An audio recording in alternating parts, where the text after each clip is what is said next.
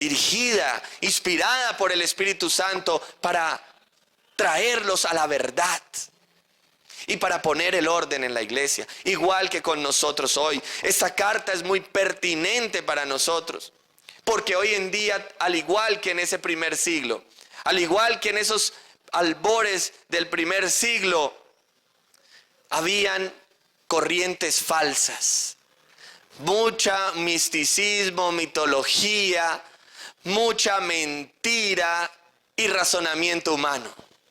Hoy en día lo tenemos. Hoy en día lo tenemos. ¿Qué hay hoy en día? Pensamientos de nueva era, de reencarnación. Y se desconoce el tema de la vida eterna. Mucho materialismo al punto de decir, no, esto solamente es lo material y cuando muera, muerto quedo y ya no va a haber nada más después de la muerte. Muchos están pensando en el purgatorio. Muchos están pensando en cómo que el alma queda flotando y que se le presenta por la noche y le hace un jalón de patas. Eso es lo que se dice y ese es el pensamiento, y lo cual, miren hermanos, de pronto nosotros aquí que estamos estudiando en el seminario, que estamos en esta iglesia bíblica, que estamos caminando en el evangelio, decimos, no, esas son ideas. Pero créanme, los hermanos que llegan por primera vez, aquellos que están iniciando en el evangelio, todavía tienen esos pensamientos. Todavía hay ese misticismo, el cual tiene que ser erradicado de la iglesia, porque estorba el camino del Señor, estorba la evangelización. Dios nos quiere llamar a caminar en santidad, pero conociendo la verdad, para que podamos glorificar el nombre del Señor, para que podamos cumplir esta gran comisión, para que la iglesia sea una iglesia sana. A veces dicen, ay, yo asisto a una iglesia de sana doctrina. Y yo le preguntaba a unas personas, le decía, bueno, ¿y qué es para usted la sana doctrina? Y entonces me respondió, que enseñan que es Padre, Hijo y Espíritu Santo. Bien, eso hace parte de la sana doctrina, la Trinidad, y nosotros somos trinitarios. Pero decir sana la iglesia es decir que es una iglesia conforme a la verdad, que es una iglesia bíblica. En todo el contenido de la palabra. Esa es una iglesia sana, saludable y que crece saludablemente. Porque dice sana porque solo creen en la Trinidad. Pero por ahí están dándole cabida al emocionalismo, al misticismo. Todavía creen en las almas en pena. Todavía creen que hay que ir a hacer las 9 noches. Todavía algunos creen que es incierta la eternidad. Todavía no proclaman la segunda venida de Cristo.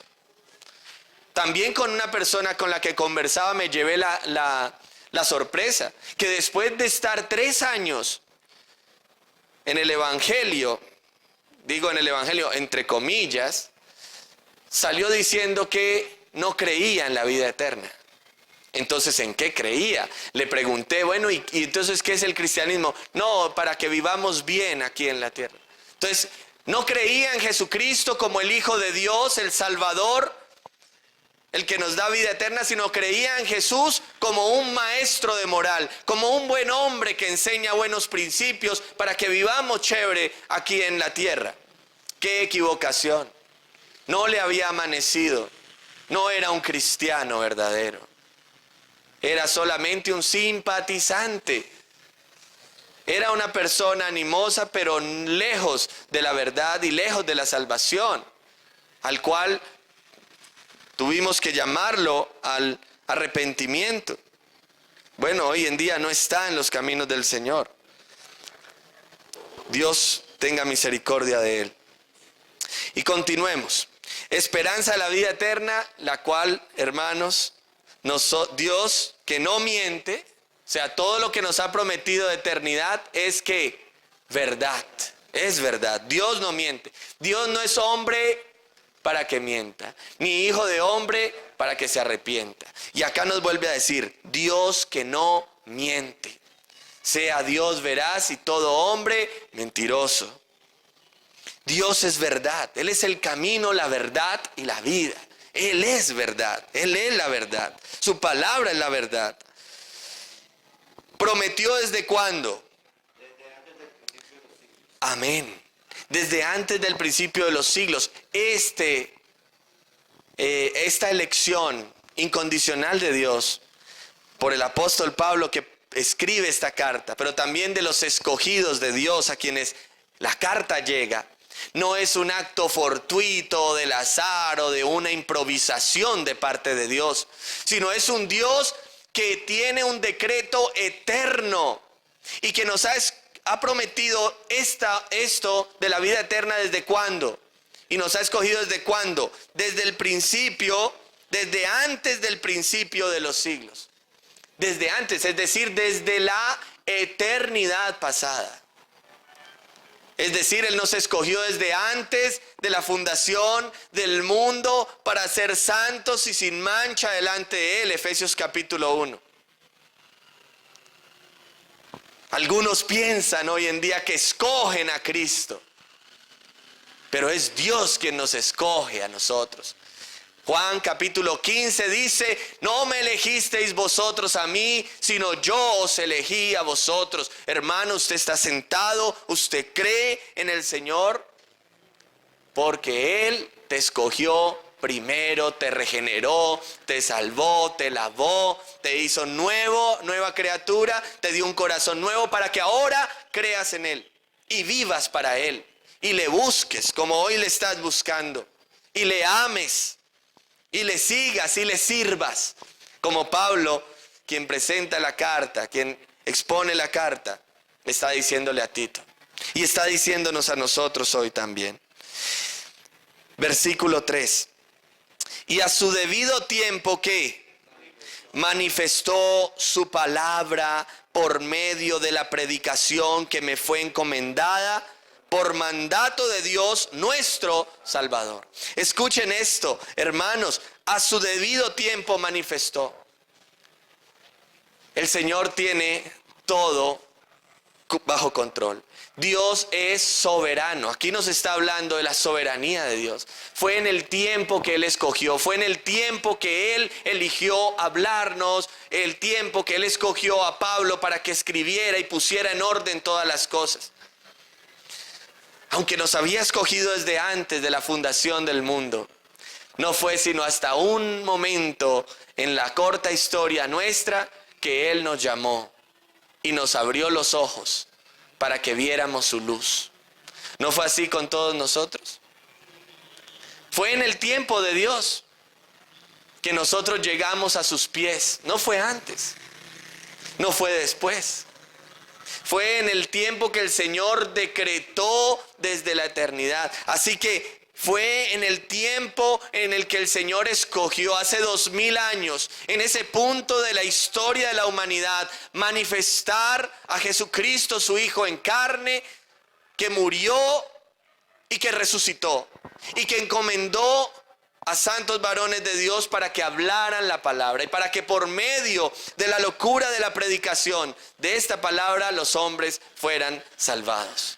Así que esta salutación, mírenlo cómo va de especial. Miren tanta enseñanza que hay en estas introductorias palabras de la carta a Tito. Para que aprendamos hoy, para que miremos y contemplemos lo que el Señor nos está hablando en esta carta.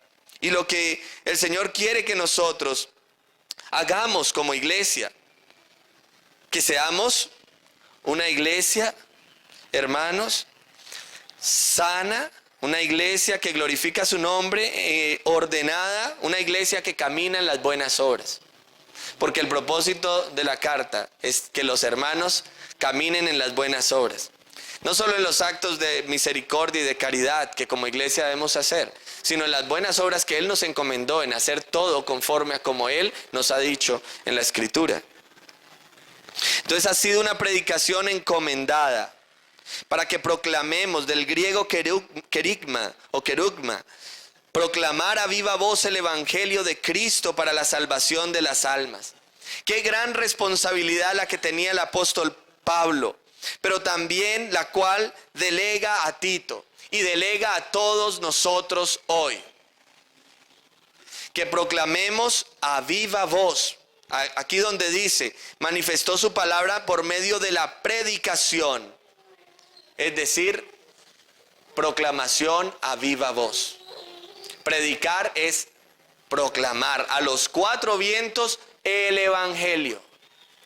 Por eso el evangelio no puede ser un evangelio ahí guardadito, secreto, solo para nosotros. Por eso estamos haciendo uso de los medios de comunicación, las redes sociales, la televisión. Estamos llevando tratados, estamos hablando y compartiendo nuestra fe a otros, testificando, porque así el Señor lo ha establecido. Recibiréis poder cuando haya venido sobre vosotros el Espíritu Santo, y me seréis testigos en Jerusalén, Judea, Samaria y hasta lo último de la tierra. Tenemos una encomienda, tenemos un llamado: ir y hacer discípulos a todas las naciones y bautizarlos en el nombre del Padre, del Hijo y del Espíritu Santo. Así que hay una gran responsabilidad que manifiesta allí el apóstol Pablo, porque está diciendo que su ministerio y que el ministerio que debe tener Tito y todos los hombres piadosos y toda la iglesia de Jesucristo no es una encomienda humana, sino es de parte de nuestro buen Dios. Dios nuestro, ¿qué dice? Salvador. Recordemos que el Padre, el Hijo y el Espíritu Santo, la Trinidad, está en la tarea bendita de la salvación. Hay un pacto eterno de redención establecido por el Padre, el Hijo y el Espíritu Santo, donde cada persona de la Trinidad tiene su acción, su actividad. El Padre, ¿por qué se llama aquí nuestro Salvador? Porque Él envió a su Hijo. De tal manera amó Dios al mundo, que envió a su Hijo unigénito para que todo aquel que en Él cree no se pierda, mas tenga vida eterna. Él ha enviado a su Hijo. Él ha puesto la misión. Él ha decretado cómo debe ser y cuándo debía ser. Así que el apóstol Pablo dice que esta encomienda es un mandato de Dios. No es una alternativa o una, digamos, como algo que yo algo opcional. No es. Dice que fue la predicación que me fue encomendada por mandato de Dios nuestro Salvador. Encomendada por mandato. Qué bendición allí. Y qué responsabilidad. Qué responsabilidad hay tan tremenda, hermanos. Un llamado a la entrega total porque, hermanos, es Dios quien nos llama. Por eso Dios llama a un oficio tan importante que debemos tener en alta estima y con reverencia. Por eso hoy nos estamos preparando aquí. Por eso hoy estamos nosotros instruyéndonos para servirle de una forma idónea a nuestro Señor y Salvador. Así que nosotros tomamos y vemos este alto ministerio, esta gran responsabilidad de predicar la palabra. No es una opción, hermanos. Para Dios no son las obras lo que sobre allí, sino hay una alta responsabilidad. Ojalá arda nuestro corazón y el Espíritu Santo hoy inflame nuestros corazones, haga arder la llama por predicar la palabra, por servirle a Dios. Que realmente quite toda pereza, todo estupor, todo aquello que el enemigo, el mundo, nuestra propia carne quiere obstaculizar, para que no sirvamos a Dios con esa fuerza y vehemencia que vemos aquí en el apóstol Pablo, para que la iglesia funcione, para que la iglesia avance. Porque el apóstol Pablo, cuando se presenta de esta forma, está diciéndole a Tito que ojalá también esté eso que él tiene, esa pasión y ese alto grado de responsabilidad que tiene aquí en la palabra. Para todos nosotros los creyentes y en especial para los que servimos en la enseñanza. Matthew Simpson, y rescato esta frase en su libro Conferencias acerca de la predicación, dice, coloco al predicador en esta posición. en el cual su trono es el púlpito y se ubica en el lugar como embajador de Cristo. Su mensaje es la palabra de Dios. Lo rodean almas inmortales. El Salvador invisible está a su lado, el Espíritu Santo, y se cierne sobre la congregación. Y el cielo y el infierno esperan el resultado de la predicación. ¡Qué tremenda responsabilidad! Tenemos una gran responsabilidad. Así que, mis hermanos, Dios nuestro Salvador nos envía a predicar. Le envía el apóstol Pablo y envía a Tito, porque en el versículo 4 dice para quién va allí personalmente. Miremos, versículo 4, ¿a quién? A Tito, verdadero hijo en la común fe. Era un hombre como probado. Miren ustedes que a diferencia de la carta a Timoteo,